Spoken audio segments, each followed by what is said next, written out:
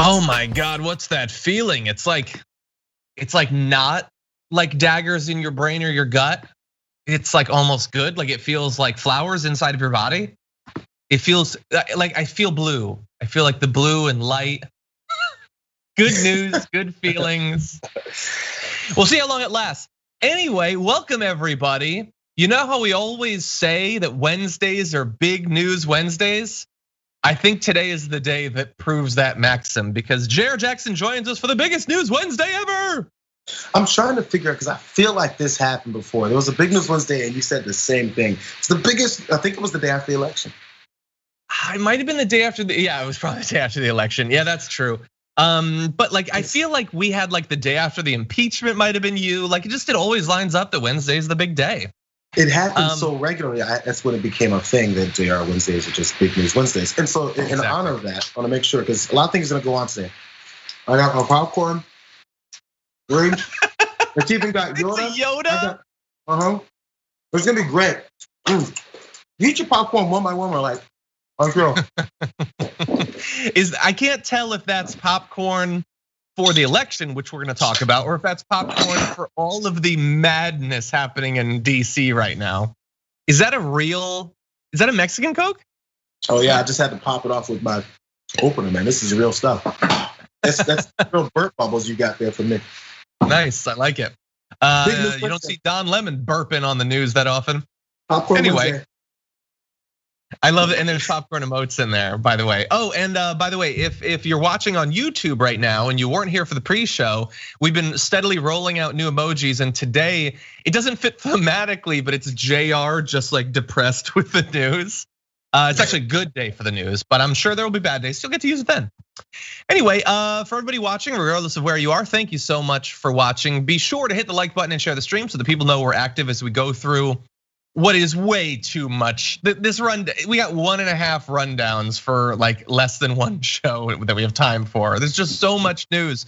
We're gonna try to get to as much of it as we can. Before we do that though, I do wanna let you know about something exciting. TDR is now on this thing called TikTok. Is it TikTok? Is it one word or is it two word? TikTok. Okay, we're live. I'm mostly joking, I know what it is.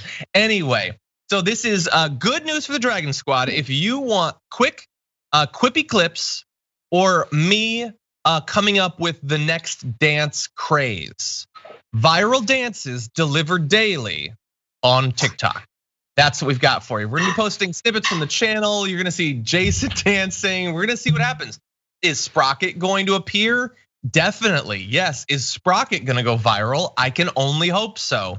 But that's all available. You can go to TikTok at The Damage Report and you can see that. Thank you so much. The Instagram is taken off. We're excited to launch on new platforms. Next up, Parler. Anyway.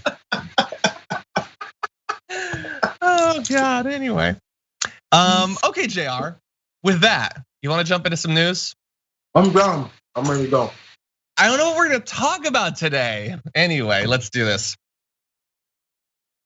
Unless something crazy happens, it looks like big things are happening coming for DC because the Georgia elections last night were just as close as we thought they'd be, but on the right side because Raphael Warnock is definitely done beating Kelly Loeffler. Oh, down goes Loeffler. Down goes Loeffler. How good does that feel?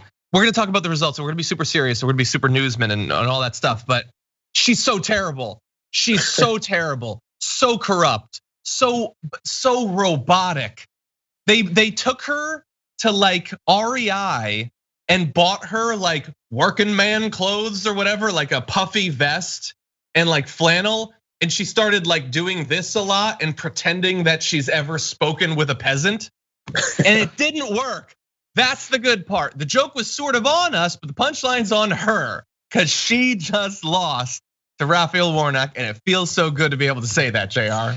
Yeah, and so as we're watching it, there's always, of course, the nervousness of the night, and we'll be hoping, oh my God, oh yeah, now it's going back and forth, and especially with the format of the way that these elections have been going in during the pandemic because of so much mail-in votes, and then as Trump, literally, I think he's still speaking right now, was talking about suddenly these thousands of votes just magically appear, and it continues that same way. So because of things like that, the normal flow of where an election's going and how many reporting are totally different. So it's nothing but nerves all night. It made it even worse. And everybody's looking at this one state. But yes, the relief comes in the fact that Raphael Warnock has actually defeated Kelly Loeffler. He has. And let's take a look at the results as they stand this morning anyway. Warnock, that race has been called much more than Ossoff because it's more definitive. He's up about a little bit more than a point over Kelly Loeffler. So again, even with that race, it is very close. Every vote matters, I should say. With Jon Ossoff, you can see it's even closer. He's up by a tiny little bit. That's what do we got? 17, 18,000 votes. So close. And that means that we have to start thinking, what is it that did it? Assuming that this stays, there's still a couple percentage points of the vote, but it is believed that that is slanted towards Ossoff. So in theory, his lead should only grow. Will there be a recount? Probably. It's probably going to be within half a point, in which case it is totally legit. If Purdue wants to have a recount, they can do it. It ain't going to change anything, as all of Trump's recounts didn't. But now, Jayar, we have to wonder, with these races within 1 point, who gets the credit? Who gets the blame on the Republican side? What caused this? Okay, so credit and blame, I guess, depends on which point you're coming from. Because as we've seen, it's obvious that Donald Trump is going to receive a lot of the blame. I think rightfully so. And beforehand, many Republicans also knew that, and they didn't want to say that again to add on to the potential pressure of Republican voters coming out. And honestly, not even just Republican voters, Georgians coming out and voting for their candidates. Because we keep going down this line of Republican voters gonna have to vote Republican and Democratic voters vote Democrat. But then when Democratic voters cross over and vote Republican, which happens and happened with, I think, when Trump came in office, normally Democratic voters vote that way. We say, look at the Democratic voters that have crossed over. Even us, libs, we never talk about how Republican voters cross over. They don't talk about it. Why would they announce it? Because, it's a bit of a cult over there. So Georgia voters, I'd rather reframe it as that, came out and voted in a way that helped this go this direction.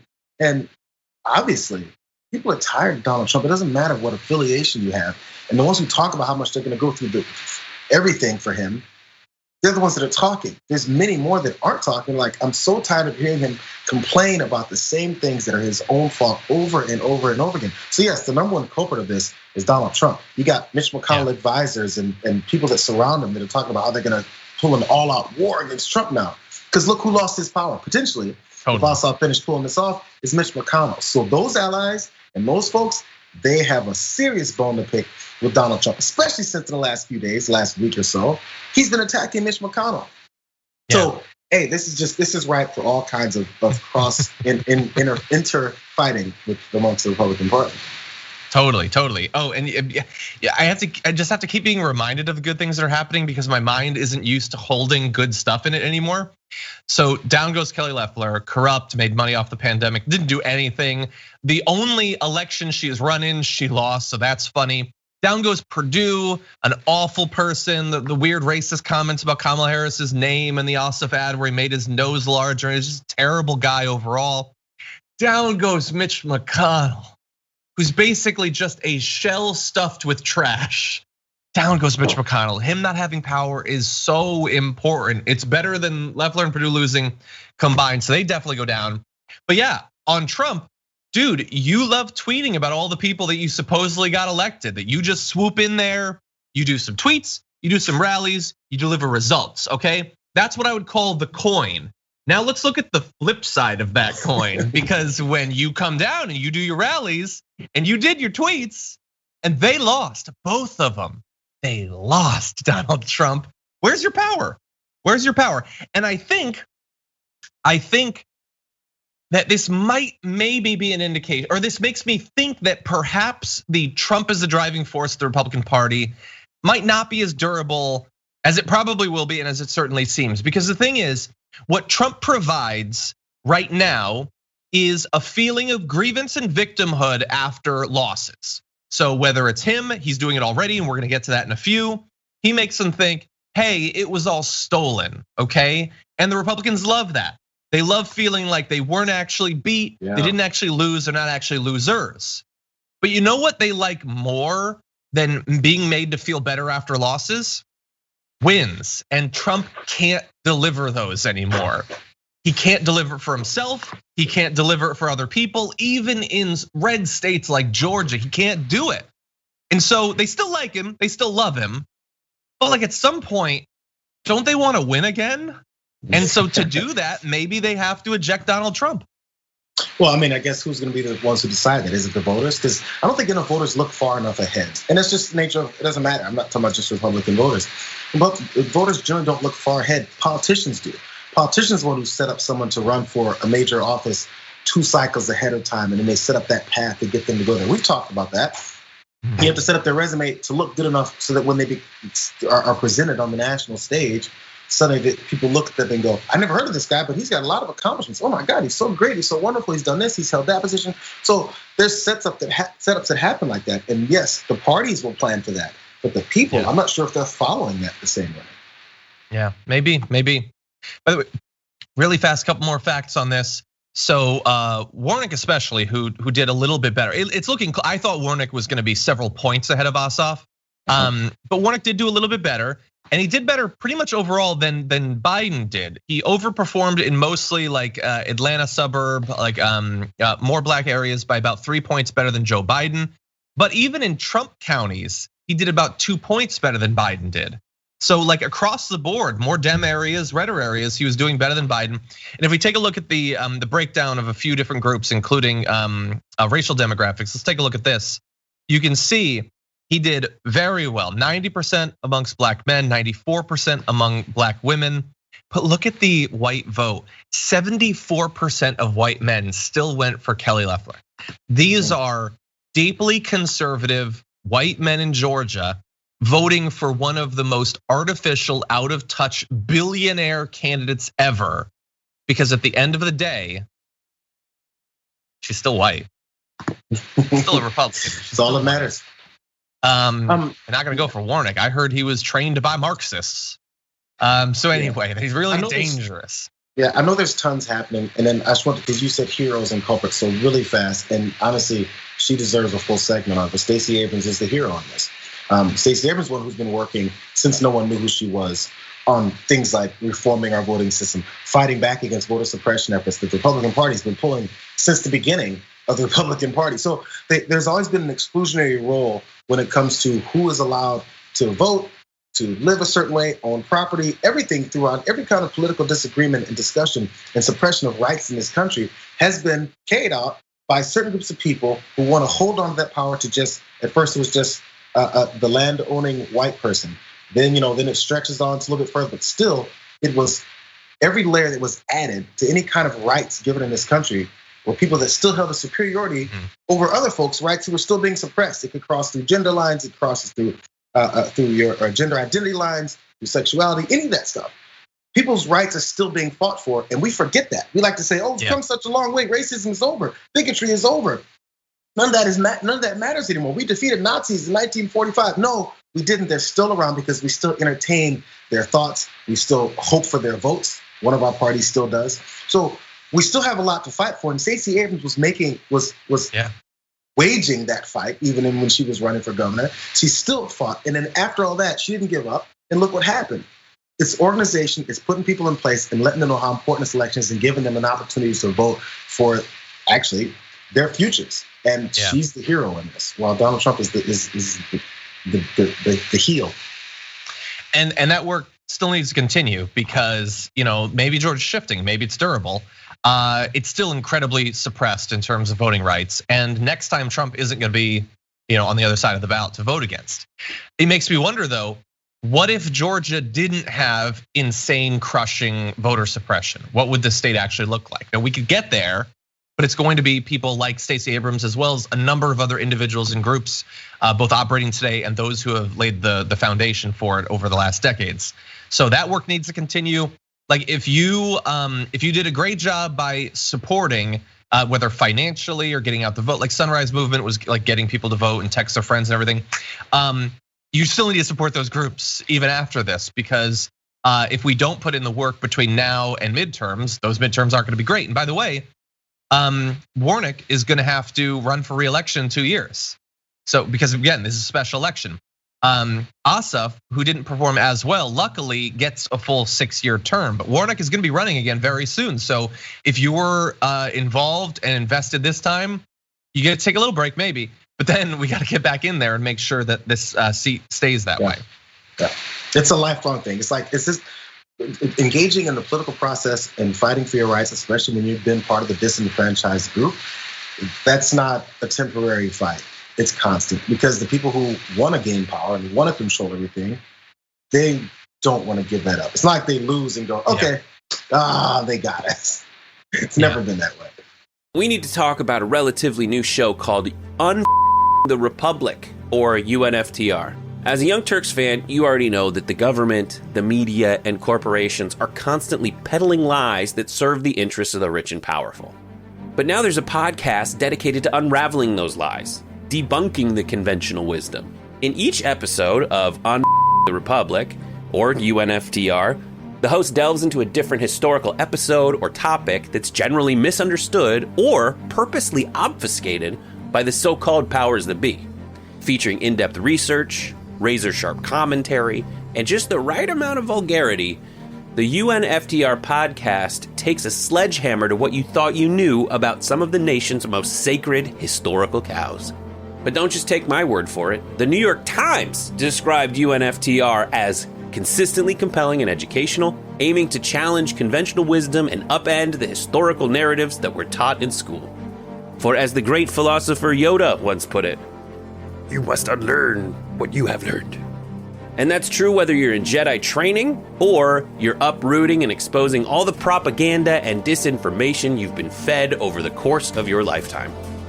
So search for UNFTR in your podcast app today and get ready to get informed, angered, and entertained all at the same time.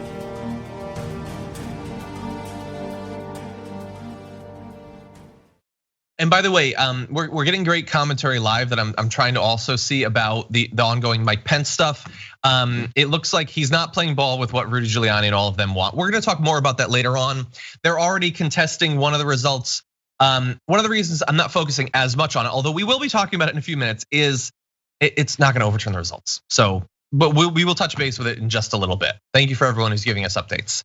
That said, let's turn now to Donald Trump knows on some level that he failed to deliver in Georgia. He gets that. And on the pre-show today, I was reading, we had some accusations that it was his fault coming from anonymous Republican sources and all of that.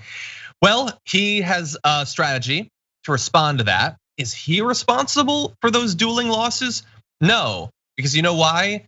The Dems didn't actually win. And you know why? Whatever you want, whatever you want. Something happened and it caused the Republicans to lose. So last night he was tweeting, oh no, this is this morning. They just happened to find 50,000 ballots late last night. The USA is embarrassed by fools. I agree with that. It is embarrassed by fools. Our election process is worse than that of third world countries. Last night he was saying, looks like they are setting up a big voter dump against the Republican candidates. Yes, that's right. I'm still saying dump. Waiting to see how many votes they need. These scoundrels are only toying with Senator Perdue, a great guy vote. It just didn't want to announce quite yet. They've got as many ballots as are necessary. Rigged election. So wait, are they rigging both of them or just him?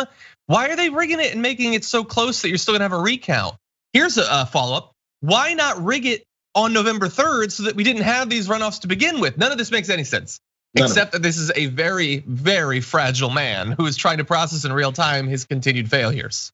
Yeah, well, she's never had to face before, because every other time he's had any kind of either public or personal and private failures, he's been able to blame someone else, get mad at them, yell and rant long enough, throw his hair around, and then people just kind of back away and say, okay, we're sorry, Donald. We'll go ahead and let you have your way. And so far, honestly, throughout his presidency, it's worked for him then too. And as these things start to not work out for him, he doesn't know this reality. He's like, wait, Mitch McConnell called Biden president-elect? I thought he was as big a piece of garbage as I am. And you were right, Donald, he is. But he's still worried about himself first, just like you are. And now both of your intentions and political goals are in conflict with each other. That's the problem. And look, so he's saying that it's rigged, very vague, very repetitive. These are reruns from a month ago. Look, here's the thing. it is going to be interesting to see how much direct blame is put on him and how willing Republicans become to criticize him openly. So far, we're not there. It's still anonymous. But like, one has to wonder, amongst all of the other things influencing this election, what if Trump hadn't made the past 2 months about him whining about the fact that he lost? What if he had accepted his loss, conceded, and then seriously spent 2 months saying, we have to maintain control of the Senate or else the Dems will run wild? He sort of tried to make that statement a little bit, but amongst all of this electoral fraud stuff and the idea that he's still gonna be president. So he's like telling people, you need to win this so that the Dems won't have everything, but don't worry, like I'm secretly gonna be president anyway, so it's not really that big of a deal. He like in real time made those two messages last night at the rally. And that combined with like the Linwood, let's boycott the vote, it's all rigged, there's no point, we can't possibly win anyway. Is that worth a point? Yeah, I think it might be worth a point. I think that absent that, they could have won this thing. Yeah, absolutely. There's so many things. You've mentioned it before, even before his own presidential election. If he handled COVID 15% better, that's, which by the way is still an utter failure, a historic failure. If he did that much more, there'd be so many Americans that would be on his side just because of the sake of allowing him to get another shot at it. Or it's like, oh, he showed us one instance of being humble when he couldn't do it for the entire 4 years. Let's give him a shot, because that's how some of us are in this country. We'll still give someone a shot that has a position of power, that has shown he has no right to have it or doesn't know what to do with it, but we'll continue to give him that. So if he makes small shifts into the way he acted, it does wonders for him. The fact that he won in the first place proves that. Yeah, I can't wait to see. At some point there will be a feeding frenzy, because that's all there is who do I consume to gain their power, their strength, their money, their audience. But we'll see if it happens with Trump. I would also say that there's so many things I want to like remind us of and make sure that we know that we've been talking about over the past 2 months. But we talked multiple times about all the fundraising that was going on. Not just Trump saying you need to give me money so that I can contest this thing, but tons of Republican senators like Ted Cruz saying, you need to give me money. Or they'll advertise in Georgia saying we gotta protect these candidates, but then he just gets the money. Like they drained money out of a state where the state candidates desperately needed that money to compete. Like Loeffler and Perdue are terrible, not just as politicians, but candidates. So a lot of this is on them. If they were better candidates, maybe they could have just won. But virtually every one of the people who should have been their allies instead was only in it for themselves. And is that worth a point?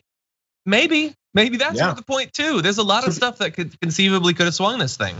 Could be worth a lot of points. Could be worth 5, in my opinion. Again, if they played this the way they could have, who knows how much the swing gave him? He won by about a point, sure. But who knows how much difference it could have been if they played this a certain way, which again would have been extremely frustrating, because anything they would have been doing would have been based on lies and misdirections and recharacterizing someone as who they really are not, which they did do, but they didn't have enough of a momentum behind those false accounts, their opponents, and it just didn't work out. And one other thing, like the whole checks thing. Like Trump made the last 2 weeks of a double Senate runoff, him saying, I wanna get these checks, let's do a bigger checks, let's deliver. And Loeffler and Perdue were at least pragmatic enough to be like, yeah, we want that too all of a sudden. But did it happen? No, and why? Because of Republican senators and Mitch McConnell. Like you had an opportunity, Mitch McConnell also screwed them over. Like if Mitch McConnell had supported the $2,000 checks and Kelly Loeffler and Perdue had been able to go back and say, sure, Warnock and Ossoff are saying they want it, but we delivered it. Could that have been worth a point? I think $2,000 checks in the immediate right days before the election, that could have been worth a point, but Mitch McConnell screwed him over. Mitch McConnell wanted to deny you $2,000 checks more than he wanted to continue to be one of the most powerful people in the world. That's how much he wants you in poverty. Yeah, and so my last thought on this, at least as far as their failures, is if you think about it, and I always say this too, it's so much easier just to be right. It's so much more work to try to plan, manipulate, strategize around screwing over the people that voted you into office, Republicans. Now you have to find a way to look like you're honorable while screwing people over when you could just do it, help folks out, actually represent your constituents, and then they'll vote you back into office, which is ultimately all politicians want, is to continue to stay in office. So if you do something for the American people, you just might get back into office. But instead, they need to act like they're doing something for the American people, screw them over, and then still get back into office. Just cut out all the middlemen and do your job and then get reelected. It's very simple, but that's actually not what they're there for. And by the way, that lesson from Jayar would have been very good for the Republicans from their point of view to have followed that. You know who else should listen to that? The Democrats now, because now you're gonna be in charge. And Joe Biden, you don't wanna be decimated in the midterm elections. You'd certainly like a Democrat to win in 4 years. Senate Majority Leader Chuck Schumer soon. How'd you like to be Senate Majority Leader for more than 2 years? Well, then I have an idea, or I have JR's idea that he just told us. Do something, actually accomplish things between now and those elections, and you can get reelected. I know it's complicated. It's 70-dimensional chess, but people will vote for you if you deliver for them. And if you actually do the things you say you're gonna do, if you actually identify the problems and solve them, you can get reelected. It's super complicated. Anyway, there's just a couple more little things I wanna talk about on this. Sure.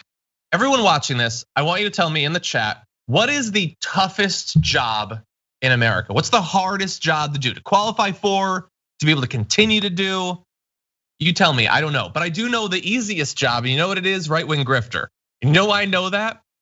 Because the standards have dropped so much. The gullibility is so pervasive that you can do this on Ambien, honestly. And we saw it in real time last night. Here's Tommy Lauren. The steal is in the making in Georgia. Wait for it. That's the laziest claim of voter fraud ever. Democrats scrounging up votes from mystical places again, she said. No, Gandalf's not involved. It's not mystical. The votes were continuing to be counted. But like, they love that. Thousands of retweets. Tommy Lauren has like well over 1 million followers. Like, that is how easy it is. Oh, Republicans don't want to ever acknowledge that they've lost. They want to believe that everything was stolen, and they don't require even pretend evidence. Like, the Dominion is taking out the center of the machines. That's like Shakespeare compared to this. This is just, I think they're stealing it. They did a thing.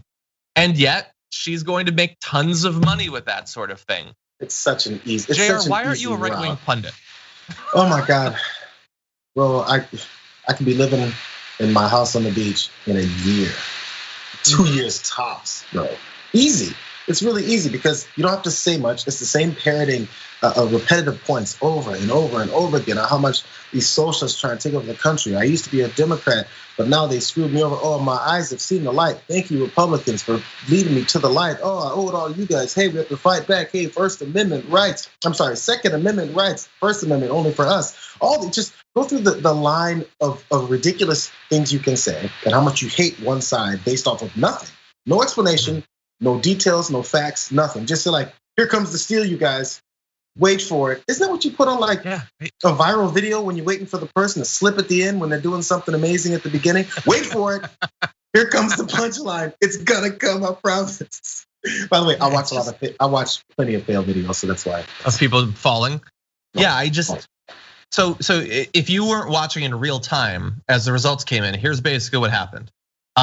Initially, it was looking good for the Democrats. Then there was a period where they counted some counties that suddenly the Republicans were up.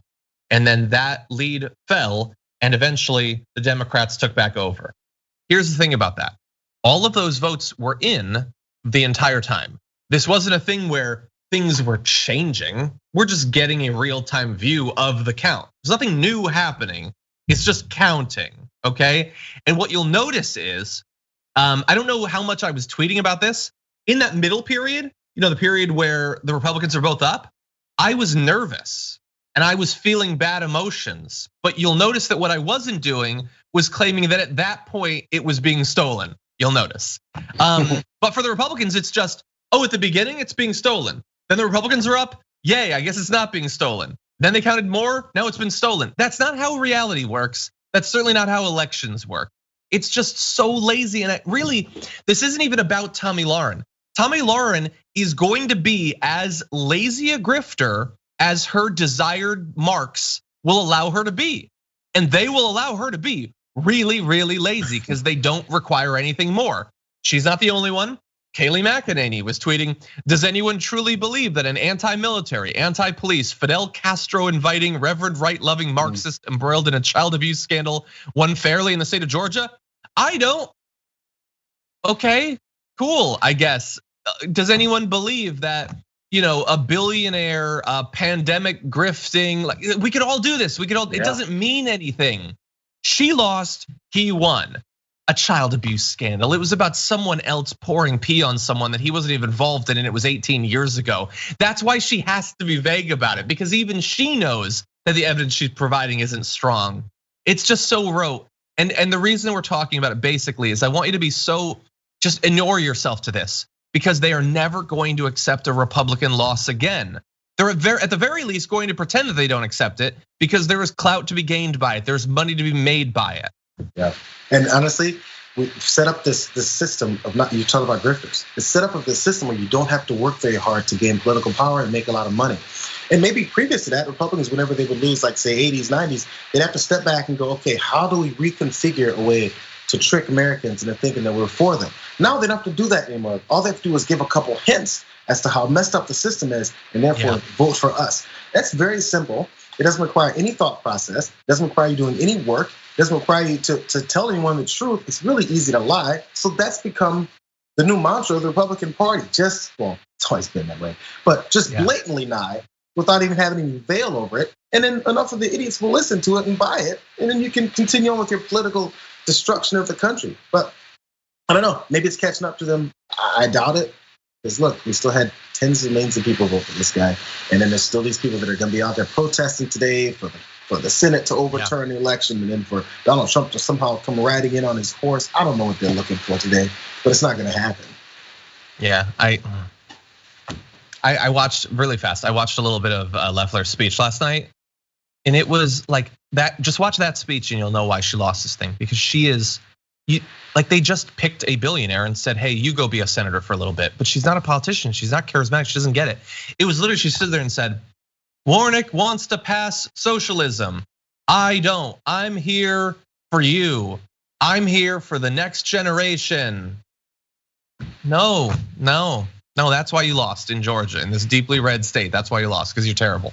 There's one other reason that she lost, though, and that's why I want to transition to this last bit. You want to know why I think Warnock at the very least won? I think it can be summed up in two ads that he put out. Here it is. Raphael Warnock eats pizza with a fork and knife. Raphael Warnock once stepped on a crack in the sidewalk. Raphael Warnock even hates puppies. Get ready, Georgia. The negative ads are coming. Kelly Loeffler doesn't want to talk about why she's for getting rid of healthcare in the middle of a pandemic. So she's gonna try and scare you with lies about me. I'm Raphael Warnock, and I approve this message because I'm staying focused on what Washington could do for you. And by the way, I love puppies.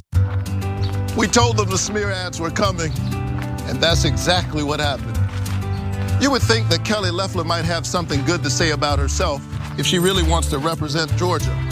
Instead, she's trying to scare people by taking things I've said out of context from over 25 years of being a pastor. But I think Georgians will see her ads for what they are.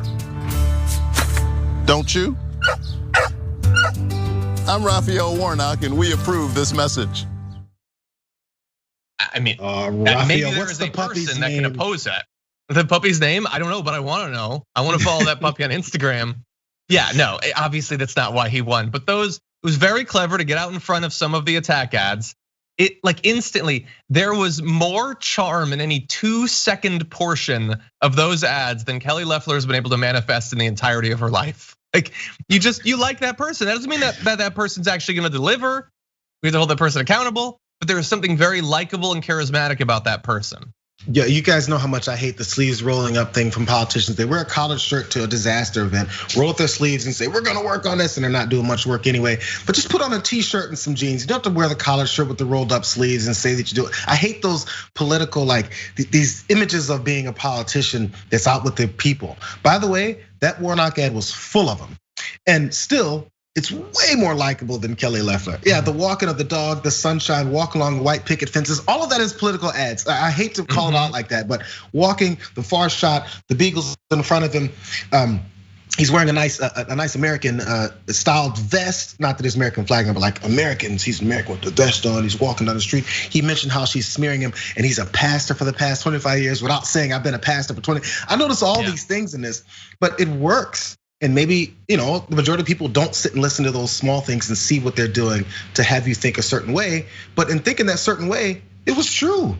That's what she's been doing. If you can sprinkle in the political look of something and still give it the reality of what's going on in the race, I liked it.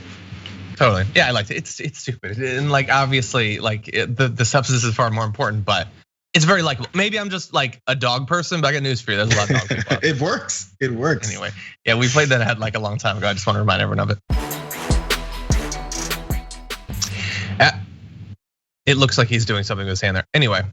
And that's his reaction to being told he should overthrow the Constitution and him knowing that he can't. And that's the last time they ever shook hands. Anyway, a lot is going on in DC right now. As we're filming this, there are senators objecting to the results of some of the states. Mike Pence is like, dude, I can't help you. Trump is really mad about it. So that's right now. But we knew that this was going to happen because of this little back and forth between Trump and Pence. This morning, Trump tweeted, states want to correct their votes, which they now know were based on irregularities and fraud, plus corrupt process, never received legislative approval. All Mike Pence has to do is send them back to the states and we win. Do it, Mike. This is a time for extreme courage. So why was he saying that? Well, he was probably saying that because the reporting as of last night was that Mike Pence was not going to help him, or more accurately, was not going to be able to help him because he can't do anything. Now, the New York Times reported that Vice President Mike Pence told Trump yesterday that he did not believe he had the power to block congressional certification of Joe Biden's victory in the presidential election, despite Trump consistently saying that he does, that he can. And what do you know? He kept saying that today. That is out there. Trump's tweeting the vice president has the power to reject fraudulently chosen electors, which again, no, he doesn't. Like he is a ceremonial person. He is Vanna Vice President White. That is basically what he is.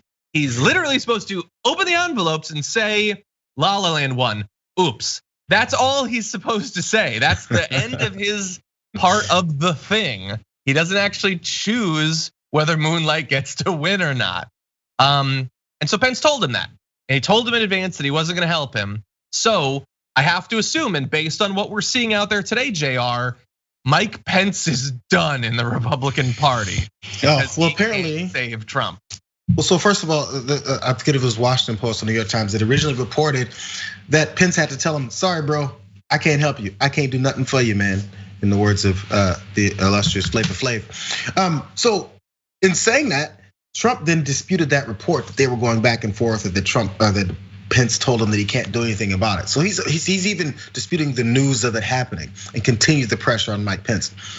So this conversation that Pence had to have with him, Mike Pence, the one who shifted the water bottle in response to what Trump was doing, who nods his head every time Trump says something, who stands behind him and looks at him like he's a god. No lie, he stands with his hands crossed and he goes, every time Trump speaks. And so now he has to be this guy who Trump is unexpectedly like, wait, my puppet? When did Pinocchio come to life? And when did he start telling me what he can and can't do? He's surprised by this and he's like, we gotta continue along down this road. I would love to have heard that conversation and how quietly Mike Pence said, oh, Mr. President, I don't think I can do that. And then the rage that flew into it afterwards. All these things I would love to be chronicled. It's like my kid thinks everything exists in video form. So if I talk about something that happened to me in 1992, it'd be like, oh, let's look it up, let's see it. I was like, that's not how it works, bro. Everything isn't recorded. I wish this was, because I'm sure this conversation was brutal to witness.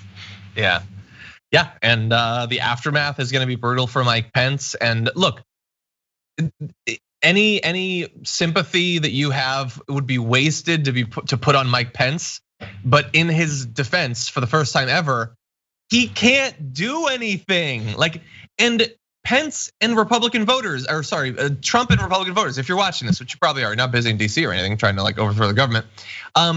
We've been trying to tell you that he can't save you. Whereas your preferred grifters tell you that he can. So they set you up to be betrayed today. We tried to save you. Are you gonna give us any credit for that? No, probably not. Now, all of this is still ongoing. Trump said last night, they put out a statement where Trump said that the fact that he had a discussion with Pence and Pence said he wouldn't be able to do it was fake news. He never said that. The vice president and I are in total agreement that the vice president has the power to act. So no, it wasn't fake news, and you're lying there. They're not in agreement because what do you know? Pence said he can't save you. So here is what is going to happen. It's happening right now, unless something insane happens. The Proud Boys, pull a Handmaid's Tale and gun down the Senate. Unless something crazy happens, here is what today will actually look like in all of the ways that it matters. Mr. Pence will preside on Wednesday over a roll call of the states. If at least one senator and one House member object to the results from a state, they can force a debate for up to 2 hours about those results. That's happening literally right now. Each chamber will then vote separately on whether to certify that state's results. For results to be overturned, both the House and the Senate would have to agree to do so. Because the House is controlled by the Democrats, there is no realistic possibility of any state's outcome being rejected. In addition, many, if not most, Senate Republicans appear likely to join all Democrats in rejecting challenges to the results, including, by the way, Senator Lankford, who had previously said that he would support overturning the results, but after last night's results, he has turned around and said he's not going to be okay with that. So when the results from all of the states have been considered, Mr. Pence, who as vice president also serves as presiding officer of the Senate, will be called on to read out the electoral college votes for each candidate, formalizing Mr. Biden's victory. And then that is it. That's going to happen. There's nothing that can be done that can stop that. It's gonna happen, and then that's it. We still, for some reason, have to wait 2 more weeks until inauguration, but it's going to happen. It doesn't matter what Lynn Wood or Alex Jones or Donald Trump told you. It's gonna happen. Joe Biden's gonna be president. Trump, you're gone. Bye-bye. They know it's gonna happen. That's why they're in the streets. That's why they got guns. That's why they're charging it. Police in DC, and that's also why they're trying to charge the Capitol steps or whatever steps they're trying to charge. They know this. They've known it for weeks. Before the election at the beginning of November, they were saying, let's be prepared because we're going to lose. They knew it. They know they're unpopular. They know that they know that the majority of the country isn't on board for this, even with their electoral college route. And by the way, small thing on the electoral college, the reason that some of the folks in the Senate are trying to protect this is because they're concerned, and this could speak to you, John. They're concerned that maybe Democrats might jump on this and go, well, let's go along with this. Yeah, you're right. The electoral college does suck. How about we get rid of that thing and let's go for the popular vote route? Because the majority of people in the country should be represented, right? But no. So the fear is that their tool that has allowed them to win any elections, some fringe aspects of their party are now challenging the legitimacy of that one lifeline the Republican Party has left. And the only reason why they're even a significant name in our political landscape. Yeah. Which it's not just them, actually. We have a video that actually demonstrates how wide that group is. So let's transition to that right now. We have been trying to make sure that everyone knows what this process is actually going to be as we go from November 3rd to inauguration, where all the steps are, what can actually happen and what can't. And we're free to do that because we're not making money off of deceiving people about that process. So for the most part, it's been people like Trump and Rudy Giuliani, some Republican senators who've been trying to lie to their voters about what can and can't happen. One of the most important parts of that is what can happen with Mike Pence today. Mike Pence is not going to overturn this thing, but they were implying that he could up into and including last night. But I also want to make sure that you understand how broad the deception was. Fox News was doing it too, and I'm not referring to like Tucker Carlson or Laura Ingraham last night. I want you to take a look at a video from this morning. This is the news side of Fox News talking about what might happen with Mike Pence. The president insists that the vice president, Mike Pence, who will be presiding over this afternoon's joint session, does have the authority to unilaterally either accept or reject slates of electors. However, the Electoral Count Act suggests very strongly that Mike Pence does not have that authority. But I was talking to Rudy Giuliani about 45 minutes ago, who said there may be a way for the vice president to circumvent the act, saying it is of dubious constitutionality, and send everything back to the states for reconsideration. Certainly 4 states, including Pennsylvania, Arizona, Georgia, and Wisconsin. Republican members of the legislatures there have sent letters saying that they want to get their slates of electors back so that they can try to remedy the situation. That would throw the whole thing, if that were to happen, to the Supreme Court. Not sure if this strategy is going to fly or not, but certainly these are arguments that we're going to be hearing throughout the day. And that's it for now.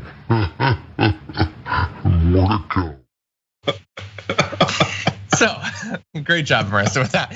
Anyway, okay. Did Giuliani say that? Yes. Is there anything to that? No.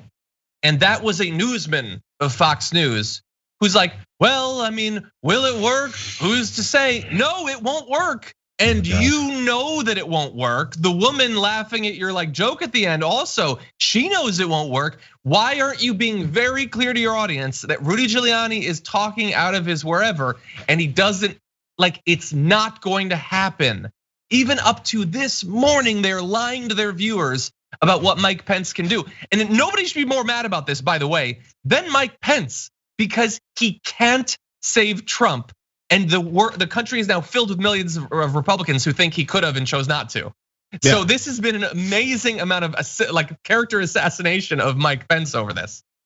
And then, well, not see, people or at least organizations, networks like Fox News have to now figure out how to split this, to understand what the reality of the situation is, but still not disenfranchise somehow their viewers from their opinion that reality is not reality. But they've created this large group of people to think anything that goes against them is just fraudulent because they followed this president down this rabbit hole of insanity. So now you have to go with, how do we keep these guys, but then still somehow, okay, I get it, this isn't gonna work. So let's tell them that it might work. Maybe they'll keep watching us. And then when it doesn't work, it's not our fault. And then they hang with us. This is now the objective of a news network.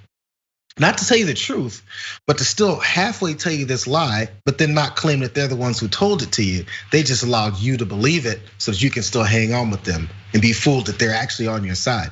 No, they have to actually go through this process to keep you around because they know how clueless you are. It's sad.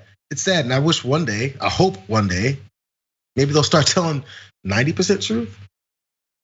Yeah, maybe. I mean, look, maybe the fight that's happening between Fox and OAN and Newsmax, that could and most likely will result in Fox becoming crazier because they're going to have an arms race on insanity. It could maybe result in them differentiating themselves by trying to commit to being serious. In fact, why am I even pretending that that's a possibility? It's not gonna happen. Tucker Carlson's increasingly in charge of literally their news. I'm not even joking. That happened a month ago. He's in charge of their news side to some extent now. No, it's not gonna happen. They're all gonna be crazy. No one accepts facts. That's just the reality, and we somehow have to make it work. I don't know how. Today we are in the DC protests that are going on right now. As we're filming this, buildings are being stormed. We'll see how much more chaotic it gets than that. But we knew it was gonna be bad with what happened yesterday. It didn't take until today. Yesterday they were doing it too. I want you to take a look at one of the speakers at one of these events and what they hope comes out of these protests. Turn to the person next to you and give him a hug. Someone you don't know. Go hug somebody. Go ahead and spread it out. Mass spreader. It's a mass spreader event. It's a mass spreader event. It's a mass spreader event. There you go, hug it out. I'm married, but if you want to give me a hug too, or you can do that. Okay, so Jayar, the fact that he's I'm married, but I act like this all the time, so my wife's not interested in me. So if somebody wants to hug me too, that'd be great because I'm technically married, but that thing is shot. Because look at my whole thing, the whole personality I've got going on. That's ruined. Somebody hug me, please. I think that's what the whole thing's about. Is this guy really needs a hug? And dude, I'm a progressive. I care about people, but let's wait until after the pandemic. But anyway, Jayar, what is with the mass spreader event? What is going on? Things. First of all, I don't know if it happens, so maybe I'm wrong. But he's up on a stage behind a big barrier from the rest of the plebes that he's telling to hug each other. You can come hug me. How many of them got up on stage and hugged him? Did he do a crowd dive like you do it at old concerts? Did you crowd surf? Did you jump and throw your back out? Did you turn over and start licking everyone's face? No, you didn't do that stuff. You know why? Because you guys go look at that barrier. Look how high he is away from everyone. Oh yeah, come up and hug me. Sure, guy. Sure. This is such a great illustration of the way the Trump and Trump's people act. It's like, I'm with you. I'm right here with you. Here, come say hi to me. And then when they get within 100 yards of him, they're like, get that garbage away from me. Go hug that other piece of garbage over there that laser I claim dots to love. Appear on their chest. It was a rhetorical point. He doesn't actually want you to hug him. Super spread. Yeah, super spread it. Sure. You know why? They don't care what happens to you. The election's already over. Your usefulness is done. Die now. We're done with you. It's man. If you take a step back and actually look at what's happening without the whole political landscape behind it, bro, it's really disgusting. Yeah. And by the way, why, if you're married, say you are with the plebes, why is being married keep you from hugging someone? Jeez, these people, Mike Pence and his not being able to be in a room with a woman unless his wife is there, calling her mommy, whatever he calls her. And then this guy talking about I'm married, but now you can hug me now. My wife says it's okay, whatever the hell he said. Hey, what you need to understand, Jayar, is that there are limits inside of a marriage. My wife provided me with a list of which emojis I'm allowed to use when sending to females. I'm kidding, that'd be sick, but I guarantee for some of these, what is up with them? I totally missed that point. Like it's a hug. It doesn't matter. You can hug people. Hugs are good. We're humans, okay? We're fairly hairless mammals. We're just animals that like to touch each other. It's not the end of the world, except possibly during a pandemic. And so finally, like you remember when we had the pandemic and we're still in it, and wave of protests all throughout the year. And then the right was all trying to say that those protests shouldn't exist because of the pandemic, even though like basically every single person participating in it wore a mask, and studies showed that it didn't lead to super spreader events and all that because they were being responsible. Yet those people who were trying to tar and feather those protesters, like, did you see in that crowd? They're not wearing masks, and they are crowded in next to each other. And the pandemic is also much worse than it was 6 months ago. So is this gonna lead to a lot of people getting sick? Probably it is. We're not done with this thing yet. Those people are not vaccinated in the crowd, and so they should be more worried than they are. Yeah, this is fresh off of the holidays that experts told folks not to travel during. And by the way, it wasn't like it was only Republicans or conservative-minded people who traveled. Tons of people traveled. Plenty of people who are big on mask wearing. Like, I gotta go home and see my family though. So yes, this is coming fresh off of those travel dates and gatherings. And now you're at this next event. This is how it works. It's just sadly, this is how it works. And either they don't know it or they don't care. Ugh. Anyway, let's play one other video from the protest. We can't do too much on it, but this morning at the DC protest, Rudy Giuliani, who's still doing his thing somehow, he has tried for 2 months now his level best with what's left of his brain and his sanity to get Trump to stay in office. The court thing hasn't worked for him, so he has a different strategy, which he'll lay out here. But if we're right, a lot of them will go to jail. So, let's have trial by combat. I'm willing to stake my reputation. The president is willing to stake his reputation. Okay. First of all, how about we have trial by trial? Oh wait, that didn't go well for you. You lost literally dozens of those. Jayar, he's willing to stake his reputation. Is that a cost, really, at this point? I mean, your reputation was I think, man, when 2000. I'm trying to guess the date or the years around his reputation was gone. I mean, because he was on top of the world after 9/11 somehow. A tragedy like that. an attack like that will have this guy winning somehow. And he's taken that in reputation. The number of people that probably remember when Giuliani had good standing with the American people is around 10% probably at this point. Because we always remember what's the latest. And honestly, his good standing was just because he was mayor at the time a horrible tragedy happened to a major city in the United States. That's really what it was. Anyways, so he's willing to stake his reputation. Donald Trump is willing to stake his reputation. Both of those reputations have been staked in the heart. So that's already over. The light is already on them. The garlic has been waved. Those reputations are withering away inside of a coffin, turning into dust. Oh, I love that I nailed that vampire analogy. You did. Anyways, you did. Yeah, I don't even watch vampire movies. But no, so he again, it's similar to the guy with the super spreader event. He's standing on a stage 100 yards away from the people who he's telling, "I'm staking reputation, trial by violence," or what was it? Trial by combat. Trial by combat.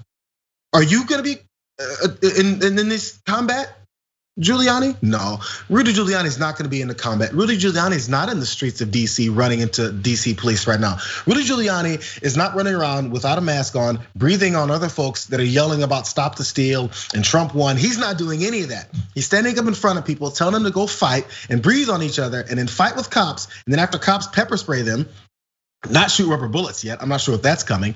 But after cops then push them back, they go, "How dare you do this to us?" This is what Rudy is. Have you seen Rudy Giuliani's face in the middle of these protests? Have you seen him clashing with police? Have you seen him wearing Proud Boys apparel? Is he wearing any yellow and black? No. Is he going around to churches and burning signs? No. Is he going in the middle of BLM Plaza and trying to pour paint on it? No, he's not doing any of that. This guy is sitting back and telling you to do it, and you're dumb enough to go do it. While weird brain matter seeps out of his face. That's what's going on with Rudy Giuliani. And they're doing it. And you'll notice, by the way, that as those things are going on, there were people playing the guitar outside of the White House that were brutalized worse by the cops than these protesters are literally breaking into Capitol buildings. And I am glad that the police have suspiciously, in this case, learned discretion in using tear gas and all of that. It makes one wonder what orders were given to them in advance of this. I mean, the president is trying to get protesters to come here to put pressure on them. He's in charge of some of this. Like we'll see if calls are leaked. Anyway, but so far there hasn't been that much done. In terms of Rudy Giuliani, he's willing to stake his reputation. I'm gonna try this good faith. What is Giuliani known for in the last year or so? Okay, he gave Jenna Ellis COVID by farting on her. His face melted. He did a press conference in front of Four Seasons Total Land and Garden. I think that the most admirable thing he did was that he was in that Borat movie for like fiddling with his southern bits. That's his reputation at this point. You can't stake it. It's a Trump stake at best. Like and Trump's reputation, Trump doesn't respect his own reputation. Anyway, we're not trial by combat. Bring it on. Let's do it. Come on, seriously. I don't want to fight most people, but like Giuliani, you've been asking for it. His best defense is like the guy on Family Guy who's been greased. If you try to grab Giuliani's head, it's mostly gonna be oil at this point. I'll fight. I will fight you, Rudy Giuliani. Just him, no one else. Just Giuliani. I'm brave. Stupid news. God, the news is so stupid. Anyway, it's. I would really like to do more, but some of these stories, Marissa, I can see you. We will be bringing back these stories tomorrow when Rashad Ritchie will be joining us. So you know we're gonna have a lot of fun then. That'll be fun. We just flew by this hour of news. Jayar, I'm sorry. It's such a big news Wednesday that it almost blew the seams open. But thank you so much for joining us. Really appreciate it. Been thirsty after all that popcorn today. Yeah. I hope this is okay. I have this in the middle of the shot, but you know. I don't know. I keep showing monsters. They're not sponsors, I can tell you that, because we don't have any massive sponsors like that. But anyway, Jayar, thank you. Keep yourself safe. Maybe this is how I can get the house on the beach, you know, Coca-Cola. I drink your stuff. Maybe. You gotta rush to DC and hand the cops a Coca-Cola. That'll do something. Anyway, I only know that because I'm rewatching SNL and they've been talking about that recently. Anyway, okay, I'll see you later, man. Yeah, sure. Love you guys. See you. Very excited to welcome onto the program an author to talk about their debut novel. The novel is Black Buck, And Mateo Askaripour joins us now on the Damage Report. Mateo, how's it going? It's going as well as it can be, John. Thanks for having me. Very glad to have you on. The news as we're filming this notwithstanding. Very excited to talk to you about your book because it is a novel, it's fiction, and we don't honestly have fiction authors on very often. But it is a book that is definitely talking about a lot of things that we do talk about very often. So for people that might not yet be familiar with the book, tell us a little bit about the premise. Yeah, so Black Buck is about a young man named Darren. He's living in Bed-Stuy with his mother, and he's working at a Starbucks in Midtown Manhattan. And one day, the CEO of a tech startup comes in and he orders his regular, but for some reason, Darren says no, and he sells him on a different drink. So the CEO, super impressed, invites Darren up to the 36th floor of the same building where his own company is located. Darren reluctantly goes up and he realizes that he wants to make more of himself. He wants to live into the potential that so many people says that he has. So he joins the company named Someone. When he gets there, he realizes he's the only Black person there. Not just the only Black man, not the only person of color, but the only Black man in the entire company. He gets to the top, he goes through hell to get there. And once he's there, he says, you know what? I don't like being the token Black dude. So he hatches a plan to have other people of color infiltrate America's tech startup sales teams, redefining what it means to be a minority in the workplace. Mm-hmm. Well, it's interesting because, of course, over the past, 5-10 years or so, a lot of corporations talk about wanting to increase diversity, and it doesn't always really represent an actual answer to the concerns that have been expressed. So what did this start as a story that you wanted to tell, or was this designed to engage with these ongoing problems where corporate America is very much run by a certain sort of person?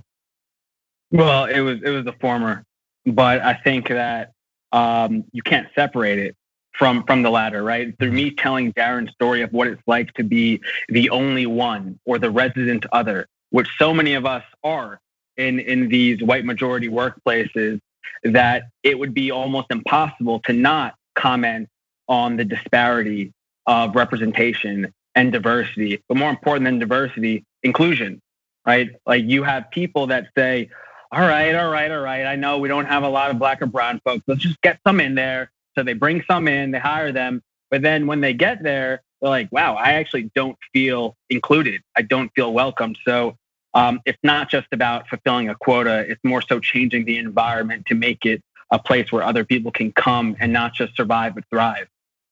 Yeah. And so this is fiction, as we said, but you have some experience in a sort of situation like this. You come from this sort of world, correct? Yes, I come from the world of startups and sales.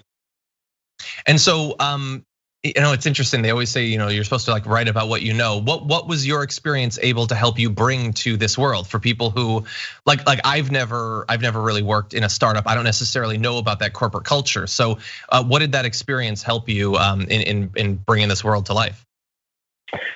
It helped me create the world and the very intimate details that those worlds contain, right? Whether it comes down to the acronyms within, startup workplaces, or what it's like to call up 100 people on the phone and not get anyone, or if you get someone and they tell you to F off, right? All of those details are in there for people that come from those worlds. They're going to say, wow, this guy gets it. But beyond that, what helped me most write this book, John, were the feelings that I felt. And not just in the workplace, but throughout my life of oftentimes being that resident other, right? That person who is tokenized and is looked at as the representation for an entire race, right? Whether it was playing soccer growing up, or more so, in certain academic circles, it's a typical trope of like, oh, I'm the only Black kid in the honors class. It's played out, but we need to discuss these stories. So through me having all of those experiences, I was able to go back into my emotional memory, mine it for the feelings that I had and still sometimes have, and then imbue the story and the characters with those same feelings so that it would first and foremost ring true to me and hopefully people who read it. So the book is now available. It is 2021. We're more than 2 decades into tech and tech adjacent startups like this sort of corporate culture evolving over more than a couple of decades.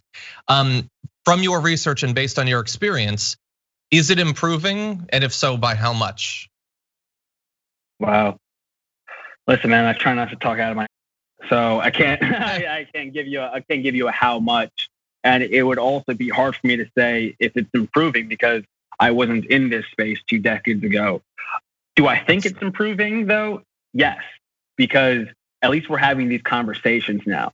People were having conversations 20, 30, 40 years ago, right? There was a Silicon Valley of the 80s when they were creating the microprocessor and the chip. And, if you look back at photos of people who were creating those things, they're all white men, right? We know that. So it's not to say that those conversations really weren't happening back then for the sole black engineer at IBM or a comparable company. But now they're more in the forefront and people feel emboldened and encouraged to talk about them. And fortunately, it seems as though many people are willing to listen. So that for me is definitely progress, John, and a move in the right direction. What do you hope that people take away from the book? It depends on who's reading it. I would say that people who have experienced being the resident other, as I brought up before, read it and understand that they deserve just as much as everyone else to chase success and in some cases achieve it. That being marginalized doesn't mean that you're a marginalized individual, right? It's really what you make it and how you persist. And it's not to say, oh, well, just who cares? That's not it. It's to recognize the flaws in these workspaces, but then work to continue to thrive and help others along the way. And for the non-black or brown people who read it, right, because they will definitely read it, I want them to look at themselves and just say, how do I fit into this narrative? Because I most definitely do. And what's my role? Awesome. A laudable goal. The book is Black Buck, debut novel by Mateo Askaripour. Really appreciate you joining us. Obviously, considering the time, it's a little bit difficult for, the sort of book coming out publicity tour that you normally do, but we appreciate you joining us remotely for the show. Thanks so much for your time, John, and take care.